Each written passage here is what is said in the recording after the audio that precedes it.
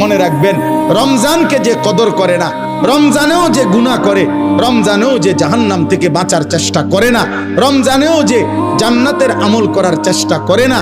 ভাই আমার, ছেলেরা আমার, বাবা আমার, পর্দার আড়ালের মা বোন আমার, সবাইকে এই শেষ কথা বলি। আল্লাহ রসুল বলছে, জিব্রাইল আইসা রমজানের শেষ দিন নবীজিকে আইসা বলে গেছে, ইয়া রাসূলুল্লাহ, এত বড় রমজান পেল, ইফতার, সাহারি, তারাবি, এতেকাফ, শবে কদর, প্রতি ঘন্টা মিনিটে এত মাফ নেওয়ার সুযোগ থাকার পরেও যেই নাফরমান জাহান্নাম থেকে বাঁচার চেষ্টা করে নাই, গুনাহ থেকে আল্লাহর কাছে মাফ নেয় নাই, জান্নাতের জরুর আশা পূর্ণ করতে পারে নাই, আমল করতে পারে নাই, খোদার কসম নবীজি বলছে, জিব্রাইল আইসা বলছে, ইয়া রাসূলুল্লাহ, এমন নাফরমানের উপরে আল্লাহর লানত, আল্লাহর লানত, লানত, লানত। নবী বলছে আমিন,